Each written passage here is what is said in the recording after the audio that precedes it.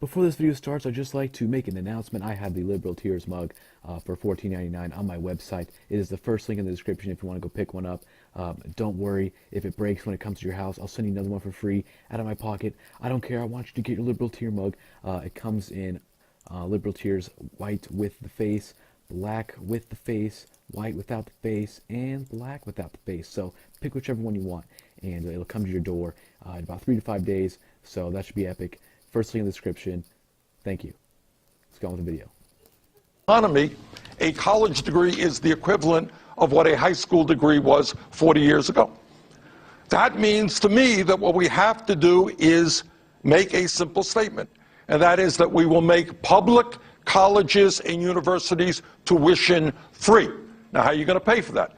During my campaign for the presidency, I proposed a tax on Wall Street speculation, which would have more than covered the cost of making public colleges and universities. Wall Street speculation, and he's using old 1930s socialist language. Wall Street speculation, in other words, 401ks, people putting their money in SEP IRAs that invest in stocks and bonds. And this is just, it's utter nonsense. It's utter nonsense. And when he says things like, he's going to make tuition free and college is what high school used to be. Why do you think college is what high school used to be? Why do you think that is? It's because of a watered-down public education system and people insisting that everybody have a college degree in order to go to work in a particular industry, even if you're majoring in poli-sci, English, or lesbian dance theory.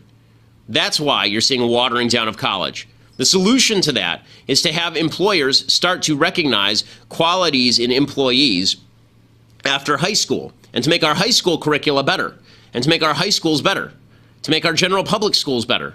Not to shove more people into an overburdened education, higher education system where people learn stupid crap.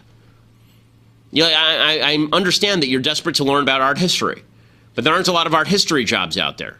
It's not a major that tends to generate, name the art historians who are working art historians. Not people who have an art history major who got a job in something else. The working art historians. What are they, like 10? Okay, but he's saying everybody has to go to college, and who will pay for it? Of course, the rich people. Of course, they will always pay the rich people because they are an endless grab bag of loot.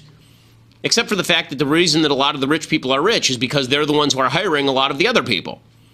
The reason you hire people, it's amazing how few people understand really, truly basic economics. The reason you hire somebody is because they create surplus value for you. If they don't create surplus value for you, you don't hire them. If you can fix your toilet the best yourself in the quickest amount of time, then guess what? You're going to fix your own toilet. You hire a plumber because he frees you up to do other things, creating surplus value for you. Well, rich people who hire lots of people have more surplus value. That's why they're hiring people. They hire lots of people, and those people create, in aggregate, more surplus value. If you get rid of the surplus value, are they going to maintain the employment, or are they going to fire people, you stupid dumbass? Often it kind of gets bifurcated on the subject of religion. And two kind of key issues that transcends into, obviously, are abortion and gay marriage. And I'm just kind of curious where you stand on those two, Sure. if you could provide the justification for it. Sure. Okay, so my personal view on abortion is that abortion is murder, that life in the womb is life, that my wife is pregnant right now, she's due at the end of May, and that I'm feeling that... You don't have to applaud, it's a lot of fun.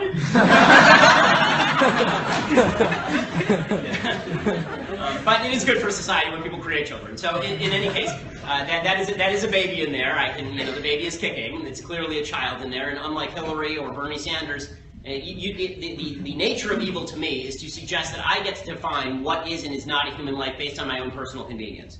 It's the same argument that was made about slavery. It's on my plantation, therefore it's property.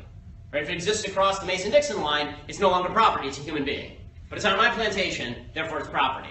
Okay? In my womb is not a justification for killing it. Sorry, I don't care about your womb, I don't care about your esophagus, I don't care about your appendix, I care about the kid. Right? And murder is forbidden where I come from, so that's my view of abortion.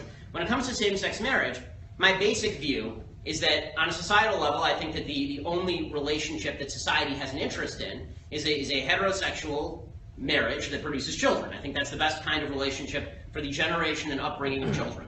That said, I think government should completely stay out of all this crap. And the reason I say that is because, one, the government sucks at everything.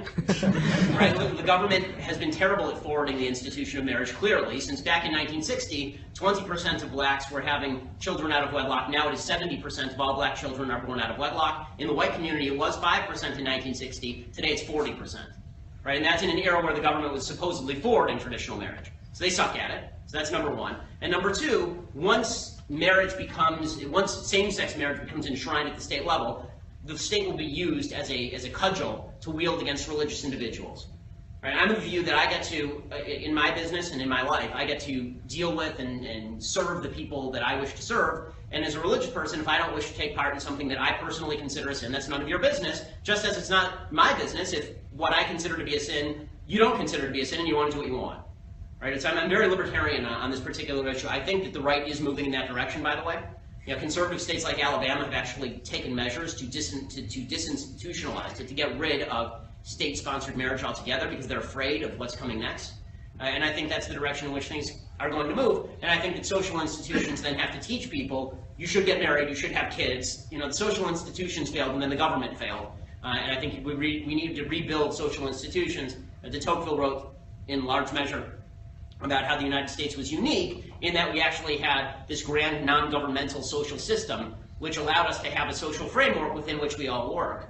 And when the government took over for that, then it made the country that much poorer. It made our social ties completely frayed. So that's my view of same-sex marriage. Hi, my name's Sebastian. First of all, thanks so much for coming to Berkeley. I don't agree with everything that you say, but it's certainly an honor to hear you speak. Well, thank you. I appreciate it. So my question is, as a libertarian, something that I've always had difficulty with is that it preaches small government and very frugal spending to try to reduce tax rates, and yet it also seems to preach having a massive military budget, having, basically getting your business and everybody else around the world, just not in the people here at home. Can you explain why you think it's a good idea to have a massive government and as a result higher taxes, but on the one hand having a smaller government here at home? Okay, so the question is for conservatives why they want a big military industrial complex, presumably, but also preach small government here at home. And you characterize that as libertarian, but the truth is, to be fair to the libertarians, there's two wings to the Libertarian Party. There's the strong on defense Libertarian Party, and there's the weak on defense Libertarian Party, the kind of isolationist Libertarian Party, which is older school. So the view of conservatives is that the government basically has one major function, right? To protect you and your rights. That's essentially what government is there to do.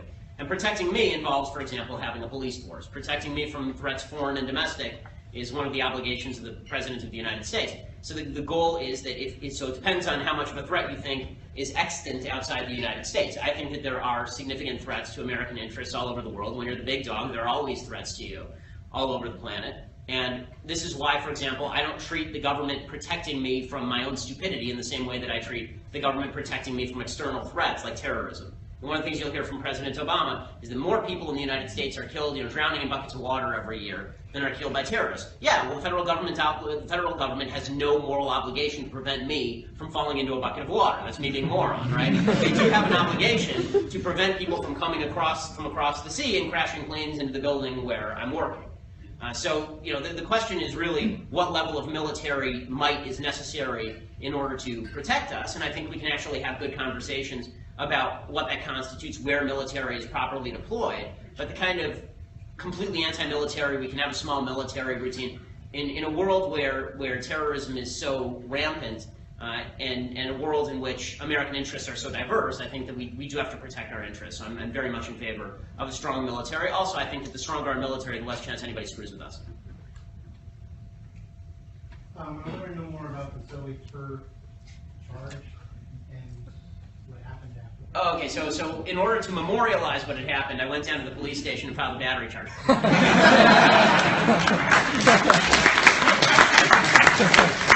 And also because I have a general rule: you don't get to touch people with intent to harm, right? I mean, this is a basic principle. And let's put it this way: if the situation had been reversed and I had grabbed Zoey Tur by the back of the neck and threatened Zoey Tur, no question I'd spend the night in jail, no question.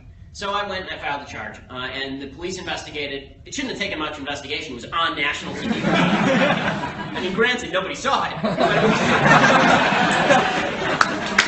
it was on national TV. So I got a call back from the cops about 3 weeks later, and the cops said they had recommended to the DA that they go forward with charges, and the DA didn't want to do it. And the reason the DA didn't want to do it is because we live in a nation of identity politics. Zoe is transgender. I am not. He didn't feel like it was a winning case, because if he brings it to trial, then political correctness would dictate that that nothing would probably come of it. So this is why, you know, when people say that there's an unjust criminal justice system, well, it sort of depends on who's being prosecuted, right?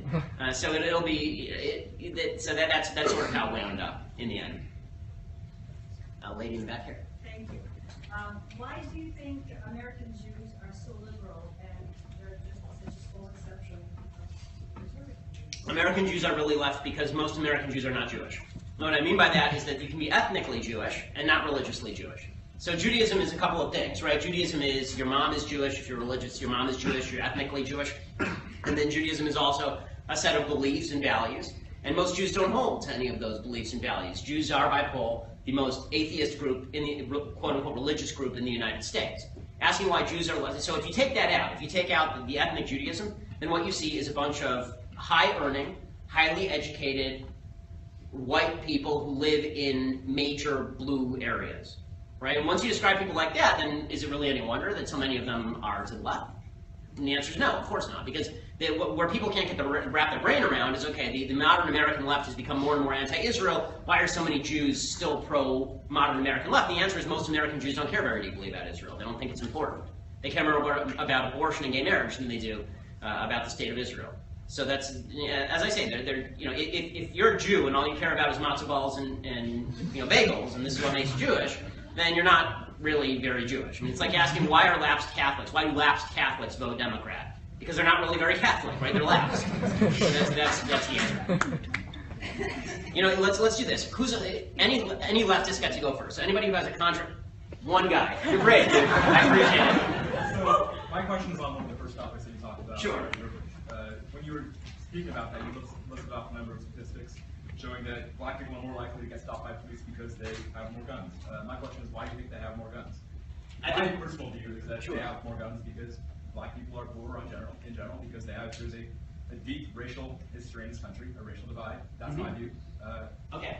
If you don't agree with that, why do you think it is that black people are, on average, poorer than white people, on average, more likely to get arrested, and et cetera? Okay, so the truth is, and this is sad to say, but the black crime rate has been significantly higher than the white crime rate for literally 150 years. It's been very high for a very long time. The black murder rate was 10 times the white murder rate in 1900. So this has been true for a very, very long time. And the real question is, why didn't that ratio narrow right after the Civil Rights Movement? Right? Because presumably things changed after the Civil Rights Movement.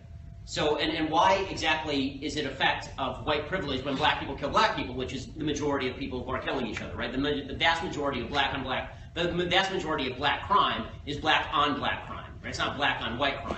So the idea that it's you know, and it also doesn't match up with poverty rates. Poverty and crime don't match up as well as people would like them to. The left has been trying to make this argument for a very long time, and it doesn't work. I mean, when you have, for example, poor Asian communities when they came to the United States didn't have anywhere near the level of violence that poor Italian communities did when they came to the United States. It varies by culture, actually. Culture makes a difference. The reason that I would suggest that there is such high violence rate in the black community is specifically now because you have a culture where there are young black men growing up with no fathers in the home. Where the black middle class was growing actually pretty quickly in the 1950s, and then in the 1960s, a couple of different things happened that really trashed the system. One was the welfare system said, unfortunately, to black fathers and black mothers, that you are better off if you actually don't stay in the home. You get benefits that increase if the father leaves, right? And then that creates an incentive to single motherhood, which is seriously problematic because the government can't be daddy, right? Only a father can really be daddy. And then, you know, beyond that, there is a long history, and this has been maintained. And this is where I will agree that there is quote-unquote white privilege, but not now. So it used to be white privilege, and now it's actually a lefty argument. So the white privilege was, and this is true, that white police forces did not police inner-city black communities or southern black communities. So when black people killed each other, the white police forces just said, fine, go ahead and kill each other. Like, really, this is true historically. Right? White police forces did not police black communities, so there's a lack of law enforcement in the black community, and so people break down. This is true in any tribal society where you don't have law enforcement or any overarching justice system.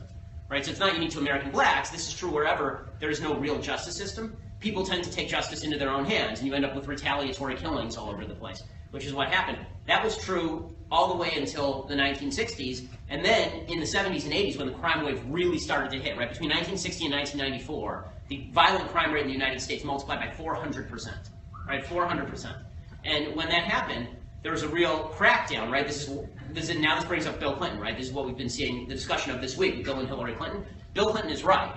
What he did and he pushed for very strongly was we need better standards of policing in inner city communities, and we need more cops, not less cops. Broken windows policing, more cops in inner city communities, and the crime rate starts to drop. So what I would argue is that what you're seeing now in the increase, the new increase in crime, is what you're actually seeing is the impact of the left saying, get those cops out of our communities, they're racist. Right? In the last couple of years, we've seen the crime stats start to spike again in really dramatic ways, increasing double digits in murder rates, increasing double digits in cities from St. Louis to Milwaukee to Chicago to New Orleans, largely in black areas, unfortunately. So, you know, how much of that's the narrative. How much of that you want to call white privilege and how much you don't is up to you. I would say that what's happening now is not white privilege. What I would say is that, you know, Jim Crow created terrible systems of law, and those systems of law allowed cultures to flourish that were violent and problematic, and then that was exacerbated by the federal government getting involved and under-policing. And now, when we actually have a situation where the police want to go in and clean things up, now the left has insisted that that not happen. So that's not, I don't count that as white privilege. I call it, my problem with the term white privilege as a general rule is that it's too vague. What I just laid out for you is a relatively specific narrative with actual cures. Right? White privilege does suggest that there's some cabal of white people out there saying, I want black people to die. I don't think that's true. Right? I think that there are laws that were on the books that are racist. I think there were racists who promoted those laws. I think those laws were basically wiped out in the 60s. I think those racists were basically voted out of office in the 60s. And now what you've seen is the impact of other unintended policies that have created tremendous problems in the black community, but all of which can be solved, all of it. All of which can be solved by individual responsibility. Individual responsibility. Right? Don't tolerate crime in your own community. Work with the cops.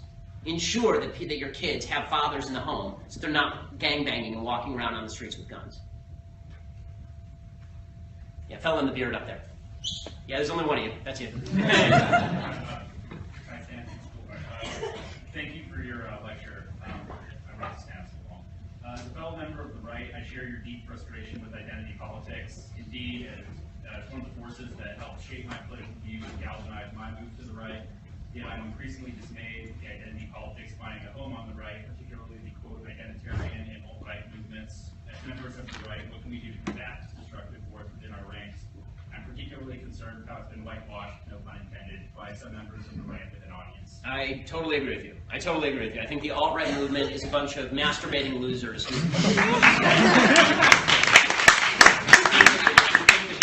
think that they are transgressive because they are douchebags. And there's a difference between being politically incorrect and being a douchebag. Right? This is the thing that really upsets me about the alt-right. First of all, I don't think they're right. I don't think they're actually right-wing. Like, I think that a lot of the alt-right are people who believe in high trade, like trade protectionism, which is not a right-wing policy. They believe in big government policies that benefit particular groups, particularly white folks.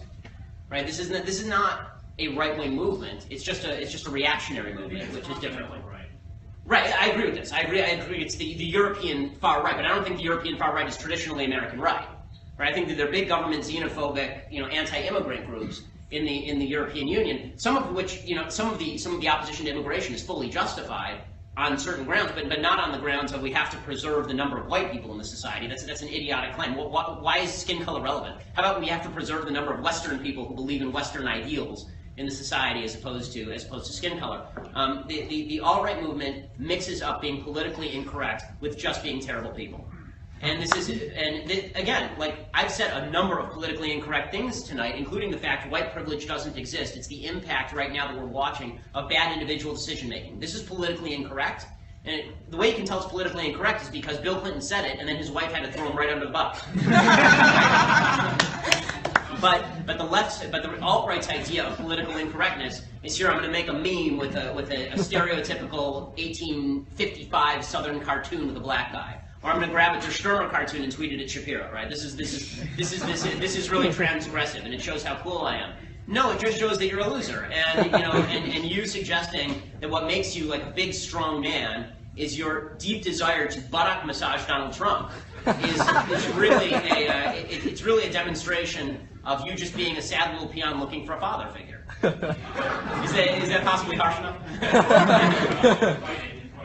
The only way to fight it is to mock it and to call it out, and I don't think that I don't think that it's worthwhile humoring the people who push this forward.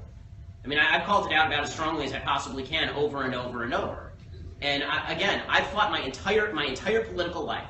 I have fought against the idea that conservatism is a movement of nativists who hate black people and hate Hispanics and are xenophobes and bigots and all the rest of this. I don't believe that's true. I don't believe that's true, and I don't believe these people are part of the movement that I am part of and part of the movement that I hope to build. In fact, I think all they do is give the left exactly what they want, which is the stereotype of conservatives that they've been pushing for literally as long as I've been alive and long before that. They're not doing anybody any favors. This is my big problem with Trump. I think that Trump plays into, I think that Trump is everything I have fought against conservatism being. He is destroying, and he's bringing along with him a lot of people who consider themselves conservative. And I would just ask them, what about Trump is conservative? That doesn't mean everything he says is stupid, although 90% is. It doesn't mean that all of his policies are bad, although he doesn't even know his own policies, right? His policy advisors who write them. It doesn't mean any of that. Some of, like, a broken clock is right twice a day. I would say that Donald Trump is about half broken, so he's right 4 times a day, right? But the fact is that what Trump has done is he has dragged the conservative movement kicking and screaming toward a group of people who actually believe in bigger government, who believe in a certain nationalism not based in philosophy, but based in just pure nationalism, which is not something I am for. Right? I believe in nationalism for the United States because we actually are an exceptional country based on certain foundational principles. Donald Trump believes that America is exceptional because we're here. Really, like if you ask him what makes America exceptional, he'd have a hard time telling you, except that Americans live here and Americans are special. I don't believe that Americans are genetically more special than any other group of people. I think that the ideals that drew literally tens of millions of people here are what's special, and that's why we've always had such a great record of drawing the best and the brightest from across the world. This is why the welfare system has done so much damage to immigration. Right? It used to be that you come to the United States, the idea was you come here to succeed. You come here to do well. You come here to build a life for yourself, and the trade is you're not going to get help. Right? The trade is the government is not going to help you. You're going to come here, you're going to abandon everything you knew. Right? You're going to come out here, and you're going to be a pioneer. That's what America was about. And that's what made us exceptional. And that's why we drew the best people from every place else. Because it takes risk-seeking, smart people to want to make that bargain.